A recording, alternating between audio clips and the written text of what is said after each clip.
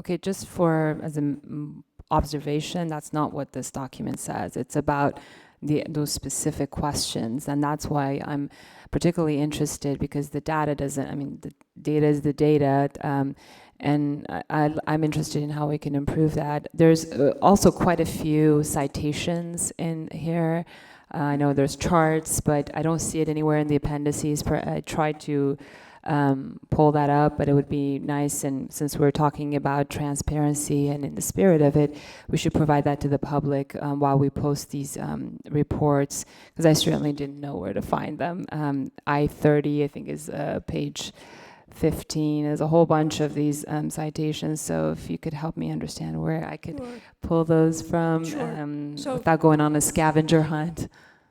Right, so there, I think there's a total of 59 pieces of evidence, and what the report required us to do was to list all of those and to reference them in the narrative as they appear. So that's what the report is. So for the commission, we submitted a flash drive, which has, I mean, you've got any one of those documents were multiple megabytes, but we can post, I mean, there's a variety of reports. Well, we should make those accessible, because Sure. I certainly don't have any, unless you've already provided it to me, and it could very well be operator error on my part and I missed it. But it's the public has the right to see what we see. So if it's possible to have it posted, since we're citing in this report, would be wonderful. Of course, we'll put it on the accreditation website with the accreditation report. And a lot of these are available in different places, and this was part of the activity of bringing them together. But, right, I mean, it's pretty voluminous, but we'll put it on the accreditation website in any one of those that you can look at the detail. Well, I really appreciate that, Ava. Thank you so much for a wonderful report. Any other questions? I would just make the comment that the first recommendation said, the team recommends that the college address communication problems and increase transparency and trust. And I know that what we've done since that report is adopt a trustee goal with regard to communications, that we did an extensive communications study and spent a lot of money in doing interviews with people on campus and off campus, and as a result of that, we developed a communication plan, which we're in the process of implementing. There was a committee that was formed to do that. There was a report that was done to the board in, I think, March or April of last year. We then had a special committee of the board that was about communications, and we worked on a communication report that was adopted just this last January, and we developed and implemented the LEAD Academy. And I don't think that there's anybody here that would say that that was a bad idea, or that that they didn't get a chance to communicate what they thought or how they were.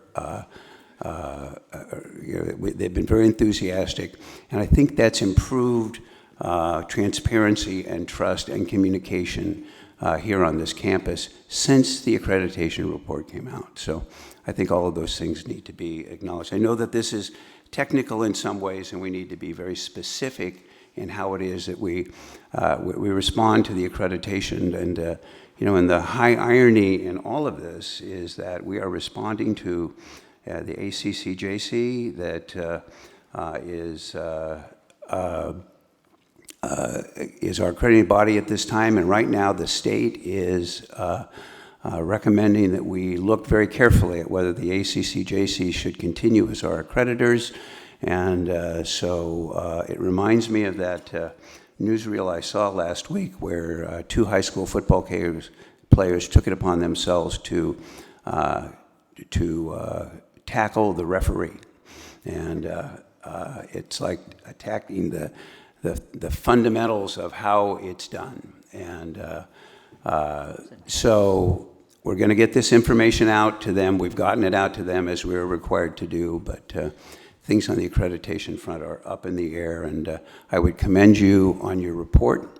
I think that I'm sure that if we would have had a request before tonight to put up those to have those things available for the board, we could have had those here tonight too. There's no effort to keep this information away. So if there aren't any other reports, Irma? No, excuse me, Jeff? I was just also going to say thank you very much for putting this report out in February of 2015. Of course, we got the original report from the Accreditation Commission. And as President Otto mentioned, the Board of Governors are dealing with that. I think even today they were taking a vote on what direction for the accreditation is going to look like in the future. But I wanted to compliment not only just your work and all this, but somebody said to me a long time ago that in the community college system, there's a process for everything. And that is so true. And we are probably one of the most, as far as in higher education in particular, and what that means, because it sounds good about, well, we have a process for everything, but it takes people to do it. And so as was mentioned earlier, the entire accreditation process, if you look at it, it gets down into program reviews, and then you get into faculty members, deans, department chairs. They're all working, and so even though accreditation, this is a 6-year cycle, this report essentially puts closure to the questions they asked last February. We responded to them. It was an excellent report, but I remember talking to some people that I have great respect for, but they looked at that report last year, and they thought that was a horrible report. Oh, look what they said. Well, and I had to remind them that in the community college system, we're always self-evaluating. And even if we're doing things extremely well, we want to do better. And so it's tough for some people outside of the system to understand that. So my thanks not only to you and all the people that worked on this, and that goes all the way down into the faculty ranks and everyone all the way back up who constantly is doing the reporting, and we deal with it even though, as I mentioned, the accreditation cycle every 6 years, program reviews are annual, you have this student success scorecard, and everything we do now is really, it's fact-driven, it's data-driven. And even though some people say, well, I think we should do this, if they don't have the data to support that with all the regulatory issues that we deal with as well, it doesn't happen. So it is really an interesting process, and again, just my thanks to everyone that put the effort in. And there's signature blocks on there. I know on the original one, is there a reason why we have those individuals on the signature block? Because I remember on the original self-study, there seemed to be more signature blocks, but I noticed there was only one missing signature on this time through. Was there any reason those individuals were on there, or was that a requirement as well? I think it was just an attempt to be consistent with the evaluation report. It's all of the constituent leaders. And it had a great cross-section of our college community. So Right. job well done. And as you finish it, okay, let's start the next accreditation process, because that's the way it works. So unfortunately, I'm sorry, because I said people are doing those reports. And so when people talk about what we do here at the college, it's beyond just, unfortunately, they ask us to do a lot of things that just aren't right in the classroom. They take time away from the classroom to do things like this for all the right reasons. But it's time and it's people, and that's always a challenge. So that's why I'm always very appreciative of people's effort they do on these things. Good job. Trustee Archuleta. I too want to echo the sentiments that have already been shared. I know what labor-intensive project this is anytime we do accreditation work. So thank you for all the work that has been done. And I know that this involves everyone across campus. So it's not just one or two individuals doing it. It's a whole team of, faculty and staff and management that is involved. So thank you all for this excellent work. And I would be remiss if I didn't remind all the trustees that one of the things that was recommended in our communications report was that their trustees all have Long Beach City College email accounts so that people can communicate directly with them, and they can communicate on college business with the community at large, and they are now available.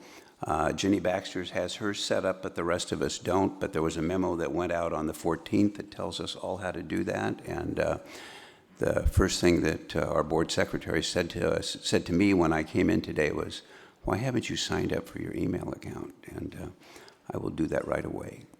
I will do that right away. So it's another recommendation. All right, moving on to reports. 8.1 Academic Senate President.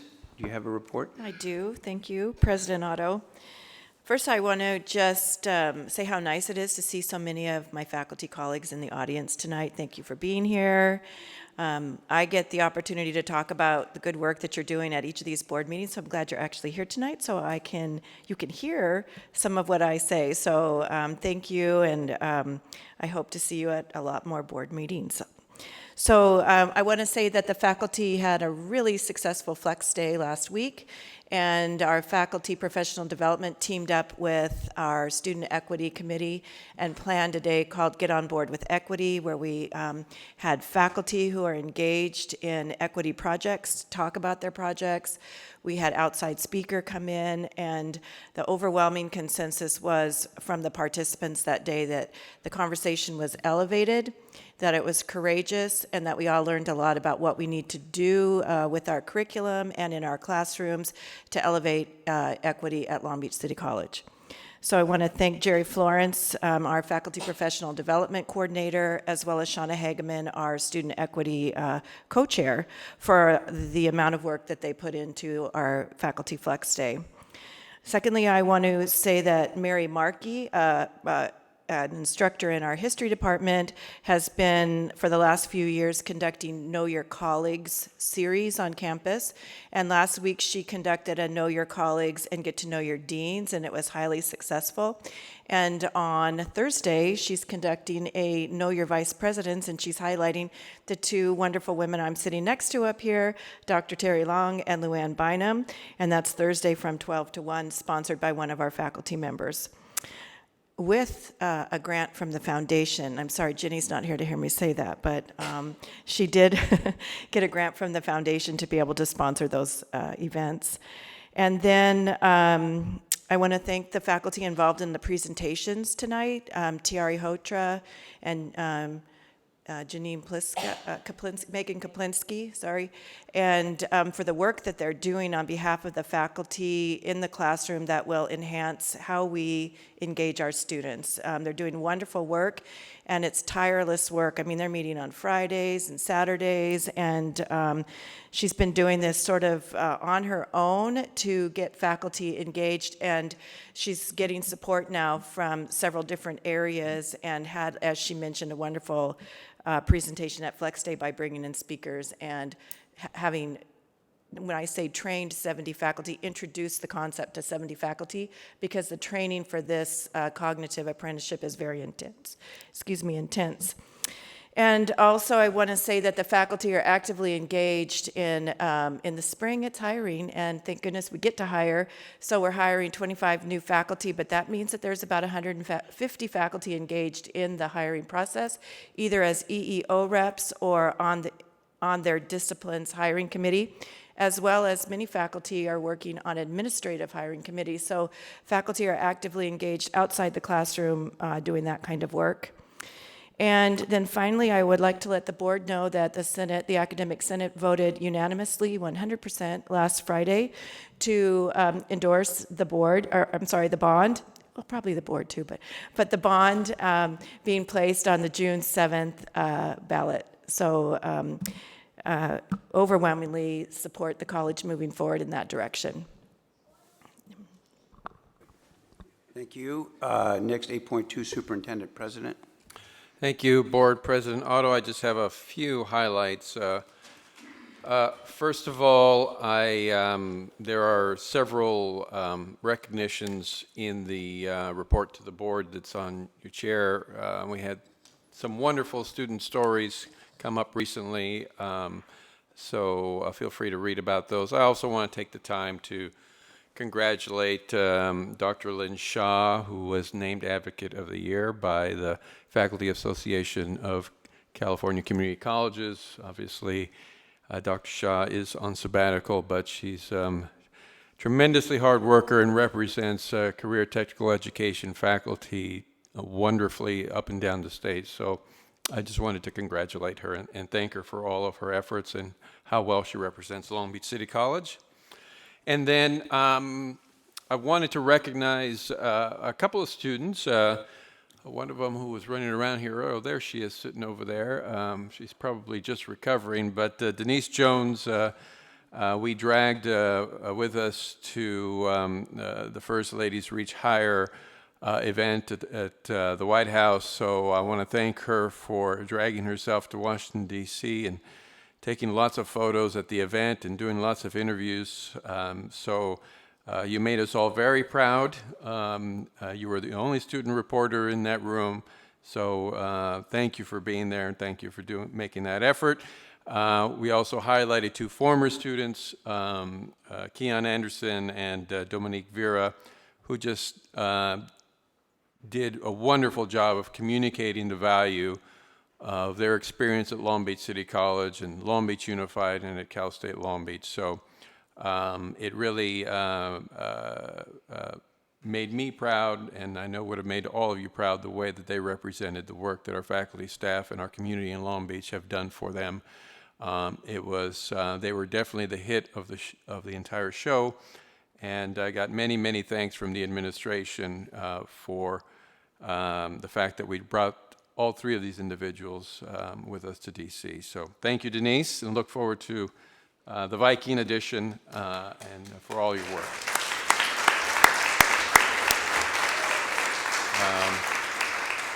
And lastly, the day before, the college was invited to participate in a roundtable with the administration staff to talk about the America's College Promise proposal.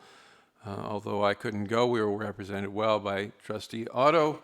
I won't steal his thunder. I'll let him talk about the event. But Long Beach was very well represented in Washington, D.C. last week. So that's all I have. Thank you. Student trustee.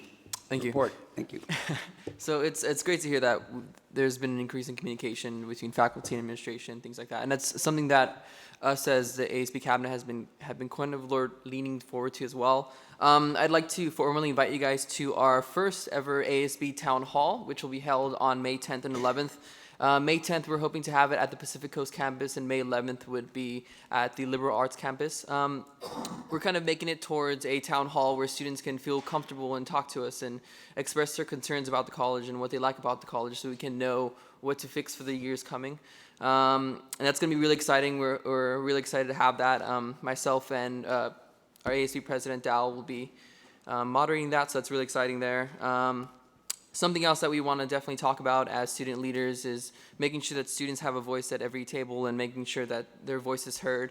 Something that we've been really looking into is, I guess, the California Student Aid Commission. Something specifically would be AB 2766, which, if you guys don't know, the California Student Aid Commission is basically the governing body that disseminates all financial aid to the institutions of higher education here in California. So that's the UC, CSUs, all the community colleges, privates, and nonprofits. Currently, that organization only allows 2 students on there, so it's unfortunate that the 2 students that have to literally compete with different students from different institutions sometimes are literally left out of discussions, because if we as a community college don't have a representative on there, is our voice really being heard? So that's something that AB 2766 is hoping to change. It would change the number of students on that board from 2 students to 4 students, so that would be 1 student from the UC, 1 student from the CSU, 1 student from community college, and 1 student from profit, nonprofit. So it's really exciting there. And just a heads up, the Board of Governors, they currently have 2 students. One is a voting member, his name's Andrew Campbell, and the second is a non-voting member, Hassan Khan. 1 member is, their seat is going to be vacated soon, so that position is opening up for any student that's interested in it. It's a really awesome opportunity. It's a statewide governing body of all community colleges. So the Board of Governors definitely needs student representation on there. So if any of you faculty members or staff members know any awesome students that are planning to be in the CC system for the next year or 2, definitely send them our way so we can get them more information on how they can apply. Thanks. Thank you very much. Board of Trustees, Trustee Baxter had to go to an event in Lakewood. That's why she left a little early. It was on community college business, and she thought it was important that she do that given where we were in the agenda. I'm going to have Trustee Zia give her first Board of Trustees report. Thank you. I love getting mistaken for a student. It makes me feel young. I have no reports, Trustee Otto. Trustee Archuleta. Oh, sorry. I too have no report. Just again, congratulations to our student for being such a wonderful ambassador. And to you as well, President Otto, for representing us in DC as well. Thank you. Okay. Trustee Kellogg. Thank you. Many times we get items that are, that we find either was sent to us internally. And there was one item where it was a magazine, I believe, I'm going to ruin whoever it was, the Hispanic institutions. We were named as one of the top in that area, as well as some other ones as well. I think we were number 16 of the top 25. It's great to see those things as it comes across, because obviously elected officials, we take credit for everything that we had nothing to do with many times, but that bodes very well for the college and all the effort that's gone on. And in that same vein, another thing that I had no credit for whatsoever, but it's very interesting when people contact you about the college of things you would never think they would contact you about, and that is when people would contact me and say, did you see you have one of your students on The Voice? And of course, I immediately checked with everyone else in my family. I go, oh yeah, she's teaming up with Purnell, and she's doing quite well, and Katie Peters is really, and I'm moving quick, but it just is great to see student representation and the college being viewed in that way. And I don't know how she's doing in the competition, if she got through the next round, but it's great because they actually filmed here at the college, and that's what I did see, that they were showing photographs, and the college looked great on The Voice. So good job to everybody, and congratulations on those awards and recognitions. And that's all I have at this time. President Otto, thank you. Thank you. And I will be very brief too, but I'll tell you a little bit about going to Washington, D.C. As you know, when Long Beach started the Long Beach College Promise, it was to create an expectation of going to college for students and their families in the greater Long Beach community. This was almost 10 years ago now. It's not only been a success in Long Beach, but it has been noted at the state level and at the national level, and we like to think that it was the inspiration for President Obama's decision to try and do a national college promise and make community college tuition free so that we can have our students succeed more. And because Long Beach was out in front and California was out in front, the people that are gearing up to promote that campaign across the country wanted representatives from California to come to the White House and talk about how we do it, why it is that it's been so successful. And I'm also the incoming president of the Community College League of California in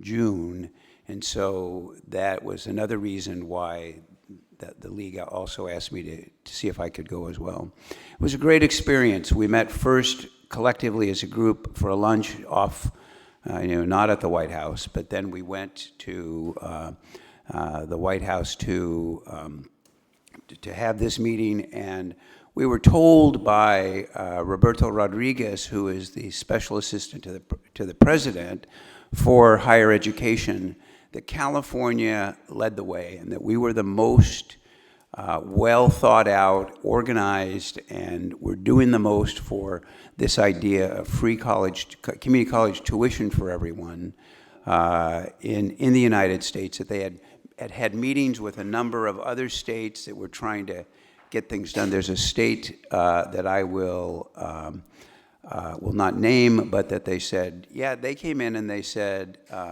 it's not about students. You need to give us more money for our institutions so that we can do things. And but they said, no, you in California have got it right, that this is really all about the students, and what you're trying to do is to make students succeed, and you're adopting policies, and you understand how that would happen. So it was a great opportunity to rub shoulders with people not only across California, doing this work, but nationally, and then in the White House. And they're very enthusiastic about who we are and what we do. And so it was an honor to be able to participate. And so that concludes my remarks. We do not have any trustee committee reports that I know of that we're doing now. So 8.5, there's nothing to do. So we move on to number 9, reports from our bargaining associations. 9.1 is the AFT bargaining president. I don't see him here tonight. We go to 9.2, which is the CHI bargaining president. Karen, you're here, I saw earlier.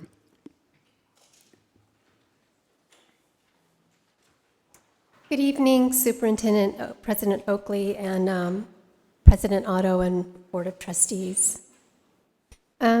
Recently, a full-time faculty member sent an email to all faculty with a picture describing equity. I thought this was a really, really good visual.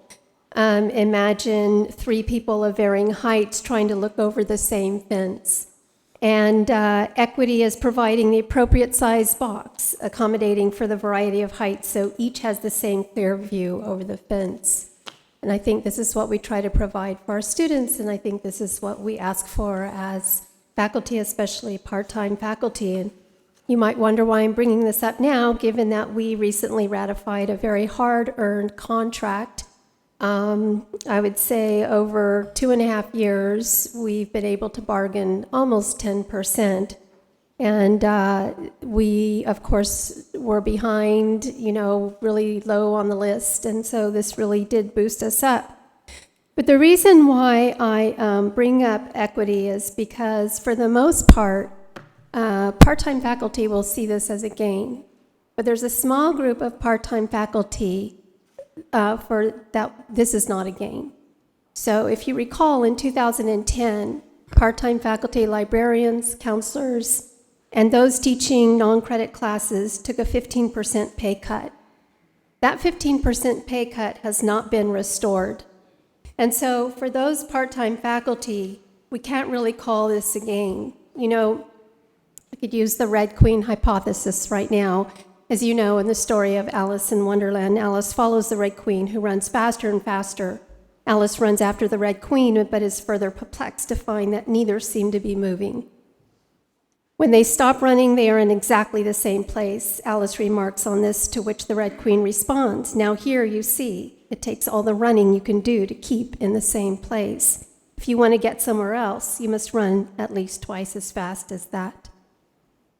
And so I think it's really important that we take this into consideration when we're talking about true gains for part-time faculty, because they are very much still like chess pieces at this college. They're moved around based on need determined by someone somewhere. And as president of CHI, I see it as my responsibility to try to provide equity and bring some stabilization, or at least try to bring some stabilization to this group of employees.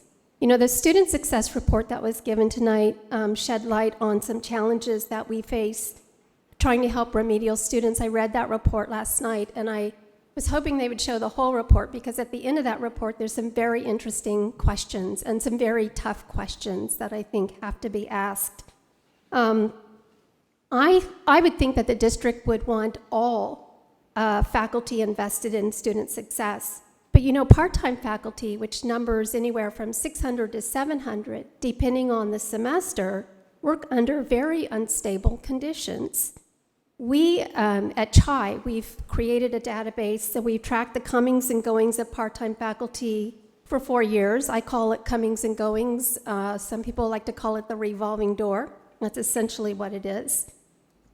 Our database shows that we have a turnover rate of about 50% of part-time faculty in the last 3 years. And that is a little bit surprising to me, because we hear so often from this college, well, you don't need rehire rights because we keep rehiring the same part-time faculty. I don't think that's necessarily true. Every semester, even this semester, I'm contacted by part-time faculty who are puzzled. Why were they not given classes even though their evaluations were satisfactory? Clearly, they can be bumped by full-time faculty.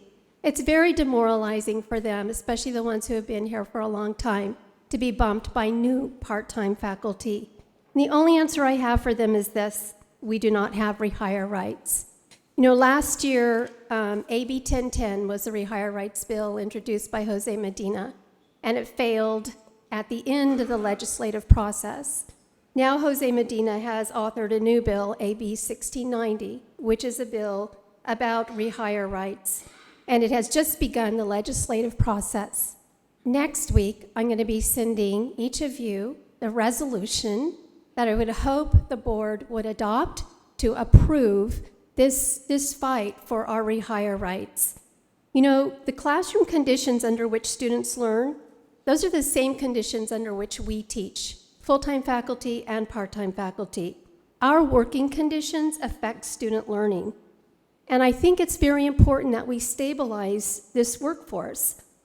You put a lot of resources toward student success programs. Let's put some money towards stabilizing this workforce. Rehire rights, paid office hours.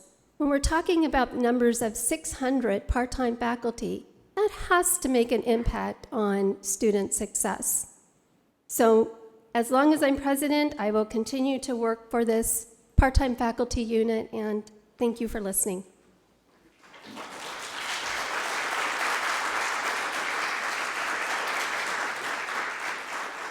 CCA Bargaining President Janae Hunt. Hi, I'm back. So again, I just want to say thank you to all of my faculty who showed up tonight. I just want to give a round of applause to all of you. So I'm thinking we had about 100 or more of our faculty here tonight. That's more than we've seen for years. And I know that we've talked a lot about communication and trust. And we hope that you're hearing us and that you understand that our faculty are behind our negotiating team and what they're asking for at the table. I'm holding this sign here of pay equity. And so if we need some education about what that pay equity means, in our contract, it states that we can do a comparable analysis to, I think it's 10 other colleges, to see how we fare in terms of our salary schedule. And we fare pretty well, actually, for entry level, people with a master's, people with a PhD, and everything in between there. Where we really drop off, though, we're really falling behind in pay equity, is the longer our faculty are here, the less well we fare. We're like really towards the bottom. And I think that a lot of faculty came out tonight to ask you to hear us, and I have to go right now. I thank you for putting me on the agenda. I continue to ask to be earlier on the agenda. I'm a mom of 2 small children, and I can't really stay past 7 o'clock, and I am tonight because I have childcare. So again, thank you for putting me here. I just asked to be a little earlier on the agenda. Thanks so much.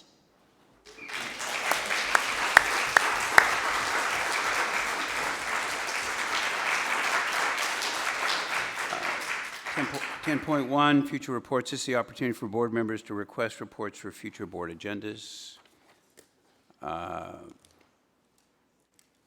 11, public comments on non-agenda items. We have 1, Ray Sumner.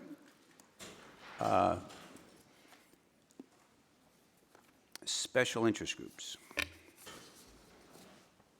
Thank you, President Oakley, members of the board, and others who are here tonight. It's been such a positive night. Perhaps I shouldn't even be up here. You see, I am a member of this faculty, Ray Sumner. I've taught at this college for 20 years. And I felt compelled to use this venue tonight to express my reaction to an allegation made by President Oakley in February of 2016, where he used the public media. He was compelled to use the public media to denounce the faculty of this college as a special interest group which threatens him and forces him to protect the work that has been done at LBCC by himself and the board. Daily, yearly, the programs of the president are implemented. and realised by the employees of this college, the faculty, and I am one of them, although I speak as an individual tonight. My concern as an educator has always been student success and the concomitant charge of maintaining and enhancing the reputation of this college. My personal morals would never allow me to act in an adverse manner to the detriment of the college. And so I have been publicly misrepresented as a person who would wish to harm students or the college. In a long life in education and in other employment in the public service, I've never been publicly maligned by an administrator or a person in a senior position. So I was astonished and dismayed to see this indictment from a man who is regarded as a strong leader, but who resorted to the public media to level at me an accusation which is unjust and untrue.